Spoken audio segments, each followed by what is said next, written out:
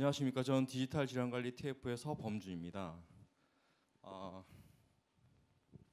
오늘 저는 저희 TF에서 추진하고 있는 디지털 질환관리 사업에 대해서 설명을 드리고자 하는데요.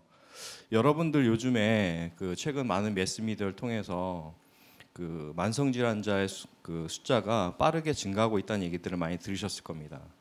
실제로 당뇨 환자는 지난 10년간 200만 명에서 270만 명으로 약 70만 명 증가를 했고, 고혈압 환자도 490만 명에서 600만 명으로 110만 명이 증가하는 등 아주 빠른 속도로 증가가 되고 있습니다. 근데 이렇게 빠르게 증가하는 만성질환자들에 대한 치료나 관리가 과연 잘 되고 있을까요? 그 부분에 대해서 보건복지부 산하의 질병관리본부에서 분석한 내용이 있습니다. 이 부분은 당뇨 환자분들이 본인이 당뇨병을 갖고 있는지를 얼만큼 인지하고 있는지 인지율과 그다음에 인지하고 나서 얼만큼 치료를 잘 받고 있는지에 대한 치료율, 그다음에 치료를 받고 나서도 치료 효과가 있어서 조절이 잘 되고 있느냐에 대한 조절률을 나타내고 있는데, 이 지표들을 보시면 실제 당뇨 환자분들 중에 10명 중 7명은 인지를 하고 있지만 3명은 본인이 당뇨병을 갖고 있는 것도 모르고 계십니다. 그리고 실제 치료를 받고 계시는 비율도 60%로 상당히 낮은데, 그럼에도 불구하고 더더욱 심각한 것은 치료를 받음에도 불구하고 그중에 약 30%만이 목표했던 조절률 이하로 관리가 잘 되고 있다는 것입니다. 그렇다면 이렇게 관리가 잘 되지 않는 이유는 뭘까요? 보통 이제 만성질환의 어떤 특성인데, 환자분들이 이런 질환에 대한 관리를 본인 스스로 해야 되기 때문입니다. 당뇨 환자분이 진단을 받고 나면 의사에게서 약 처방을 받고 댁으로 돌아갑니다. 그래서 2, 3개월 동안 본인이 정기적으로 약도 복용하고, 그다음에 운동도 하고, 그다음에 식이에 대한 거, 몸에 좋은 것들을 먹고 안 좋은 것들은 피하면서 자가관리한 이후에 다시 2, 3개월 후에 병원을 방문해서 혈당이 어떻게 변화하는지 의사 선생님께 컨설팅을 받는데, 이렇게 평생 동안 관리를 해야 되는데 중간에 여기에 대한 관리 의지가 누그러지고 루즈해지는 것은 당연합니다. 그래서 이렇게 저조율이 낮게 나타나는데요. 이런 문제를 해결하기 위해서 저희들은 2014년도에 질환관리 솔루션 버전 1.0을 개발한 바가 있습니다. 그 질환관리 1.0 솔루션의 기능들은 오른쪽에 보시면 환자분들이 본인의 혈당이나 약 복용, 그리고 운동 시기에 대한 것들을 자가관리할 수 있는 앱 기능이 있고, 두 번째로는 그 앱을 통해서 입력된 데이터들을 백오피스에 있는 관리자분들, 의료진이나 영양사, 운동 처방사분들이 그 입력된 데이터에 맞게 코칭이나 피드백들을 제공할 수 있는 관리자 앱으로 구성이 되어 있습니다. 그리고 이 관리자분들이 환자분들을 좀 더 효율적으로 관리하게 도와주기 위해서 환자의 질환에 따라서 자동으로 분류해주는 환자 분류 알고리즘과, 그 다음에 입력되는 혈당에 따라서 적절한 커멘트, 그리고 인슐린 도수량에 대한 레코멘데이션을 해주는 알고리즘이 탑재가 되어 있습니다.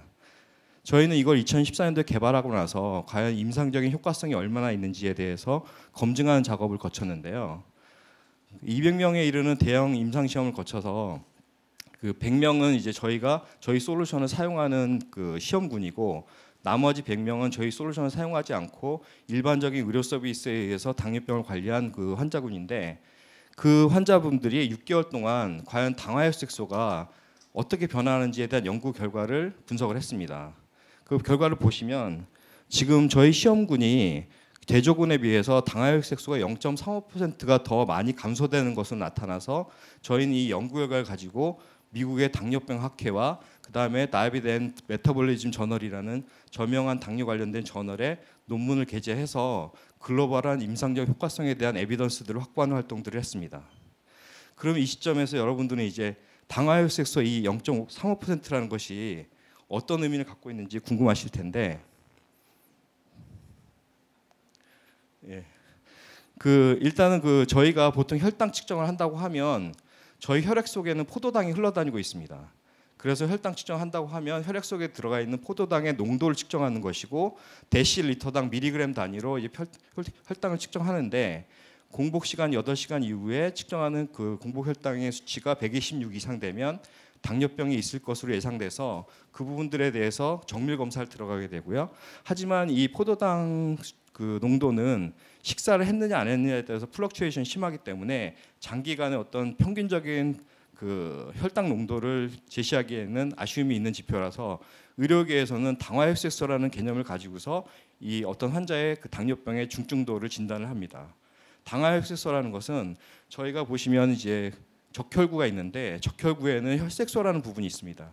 혈색소라는 부분에는 그 포도당들이 이렇게 흘러다니다가 침착을 하는 습성이 있습니다.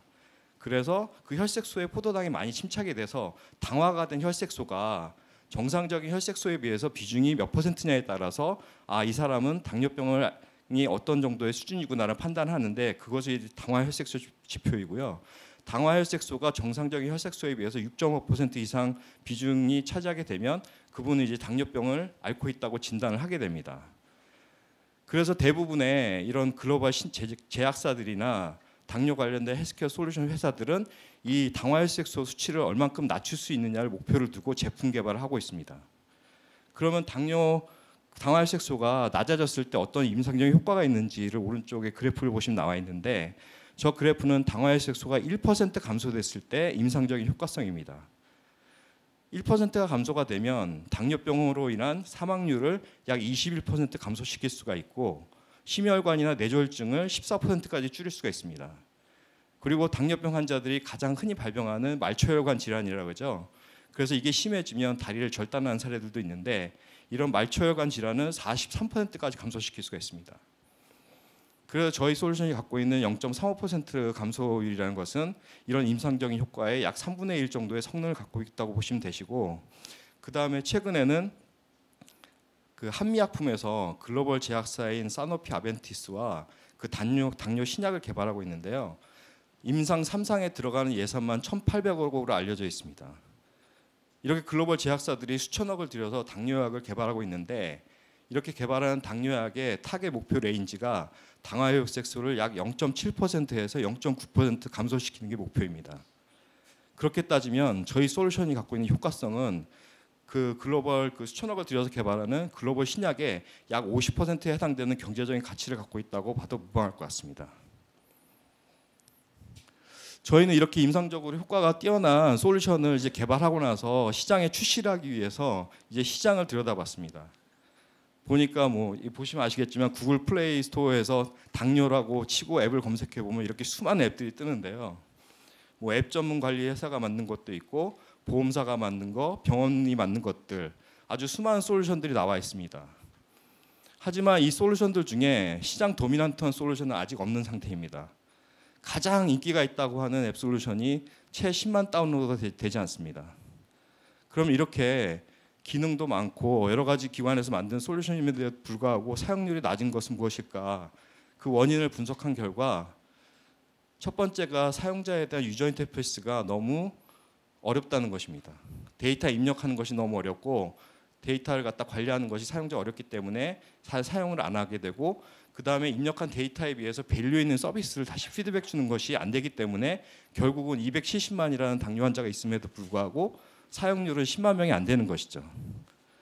그래서 이런 부분들을 저희가 뭔가 개선을 하지 않으면 저희 그 질환관리 솔루션을 시장에 내놔도 성공적으로 워킹하지 않을 것이라는 판단이 서서 저희 회사에 있는 어떤 그 역량들을 여기에 애드해서 이런 부분들을 개선할 수 있을까 고민을 하다가 저희는 이제 저희가 가진 IoT 그리고 AI 그리고 빅데이터 분석 역량을 활용하기로 마음을 먹었습니다. 지금 보시면 이 IoT 혈당계는 LPWA TF에서 좀 열심히 개발을 해서 이제 곧 출시를 앞두고 있는 혈당계인데요. 저희들이 헬스케어 솔루션을 대회 전시회나 고객들을 만날 때마다 보여드리면 가장 처음 먼저 하는 질문들이 아니 통신사가 왜 헬스케어 솔루션을 도대체 무슨 차별점이 있고 경쟁력이 있어서라는 질문을 가장 먼저 합니다. 근데 이 IoT 혈당계를 보면 거기에 대한 해답을 명쾌하게 할 수 있다고 생각합니다. 이 IoT 혈당계는 기존의 혈당계를 쓰시던 분들이 숫기로 앱에 입력하거나 아니면 블루투스 페어링을 통해서 입력하시던 분들이 나이 드신 분들이 이제 페어링 끊기면 그것도 입력을 못 하시는데 평상시 하던 대로 혈당만 입력함으로 인해서 저희 캐드먼망을 타고 IoT 플랫폼인 띵플러그에 데이터가 전송이 되고 저희 질환관리 서버까지 전송이 되기 때문에 자기가 평상시에 하던 그런 생활 패턴을 그대로 유지하면서 자동적으로 데이터가 입력이 되고 관리가 되는 것 가장 이상적인 모습을 구현할 수 있는 모습입니다. 그래서 저희가 이 IoT 혈당계와 질환관리 솔루션을 가지고서 최근에 IoT 위크와 대한당뇨병학회에서 개최한 그 국제 컨퍼런스에 전시를 했는데요. 현장의 반응은 아주 뜨거웠습니다. 아, 이래서 통신사가 헬스케어 사업을 혁신시킬 수 있는 거군요. 대부분의 오신 분들이 이런 반응들을 보였습니다. 왜 통신사가 헬스케어 사업을 혁신시킬 수 있는지 답을 제시할 수 있는 거죠. 그다음에 두 번째는 저희는 이제 대부분의 건강관리 앱을 사용하고 계신 분들이 가장 어려움을 겪는 게 식이 입력입니다. 음식을 입력할 때 음식의 종류를 선택해야 되고 양을 선택해야 되고 또 이게 반찬이냐 주 메뉴냐에 따라서 여러 가지 것들을 선택하고 입력해야 되는데 너무 어렵습니다. 그래서 사용을 거의 안 하십니다. 그래서 저희는 음성인식 기술을 활용해서 김치찌개 1인분이라고 얘기하면 그 칼로리가 자동적으로 계산돼서 입력이 되고 또 나트륨에 대한 섭취량이나 이런 것들을 계산해서 오늘 하루에 나트륨 섭취량이 초과했으니 더 이상 이런 짠 음식은 드시지 않는 게 좋겠습니다. 이런 피드백을 주는 그런 기능들을 개발을 하고 있습니다. 근데 저는 이제 저희 회사가 이런 음성인식 원천 기술을 갖고 있다는 게 상당히 다행이라고 생각이 드는데 만약에 저희가 이 음성인식 AI 그 원천 기술을 갖고 있지 않았으면 지금쯤 뭐 네이버나 카카오나 이런 데 찾아가서 저 음성인식 기술 사용하는데 사용료를 얼마를 내야 되나요? 이렇게 물어보면서 협상을 하고 있어야 될 걸 생각하면 약간 좀 아찔하기도 하고 이런 원천 기술을 갖고 있어서 참 다행이라는 생각이 듭니다.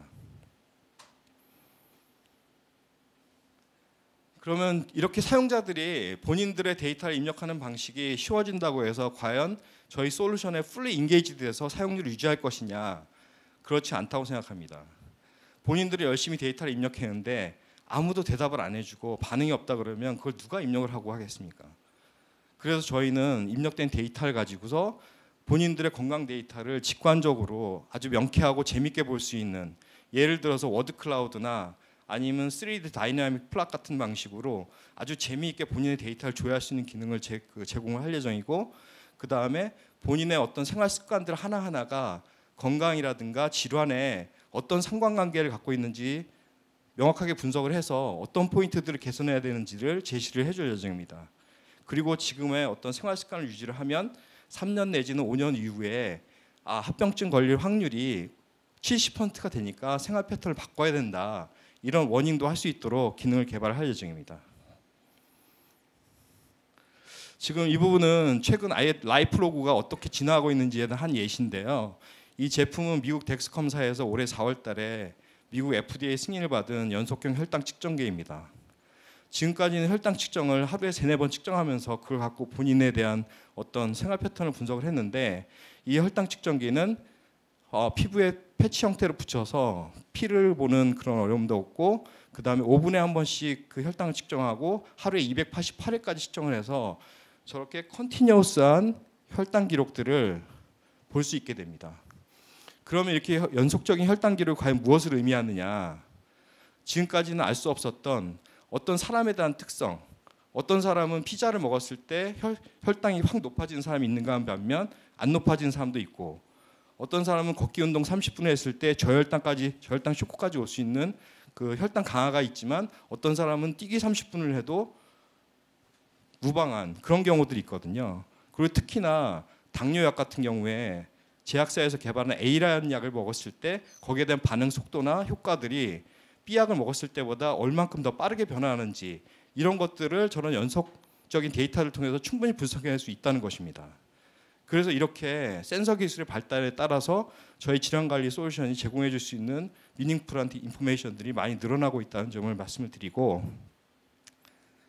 그리고 마지막으로는 이제 저희가 지향하는 지향점인데 저희는 환자분들이 자가관리를 효율적이고 좀 더 재미있게 능동적으로 할 수 있게 해드리고 의료진 분들은 환자분들의 생활 습관에 대한 데이터를 통해서 처방과 치료를 정확하게 내리고 또 보험사들은 보험 가입자들이 건강을 증진하고 질병을 예방해서 보험 지급금을 낮춰서 수익률을 개선할 수 있도록 하고 제약사나 아니면 의료기기사, 건강식품 회사들은 본인들이 맡는 제품들이 과연 사용자들한테 사용되었을 때 반응이 어떻게 일어나고 거기에 대한 부작용은 없는지 또는 그런 데이터들을 활용해서 신제품을 활용할 때 어떤 디렉션을 갖고 가야 되는지 이런 것들을 컨텐츠로 제공해 줄 수 있는 그런 만성질환 통합관리 플랫폼으로 진화해 나가는 것이 저희 지금 TF의 목표입니다.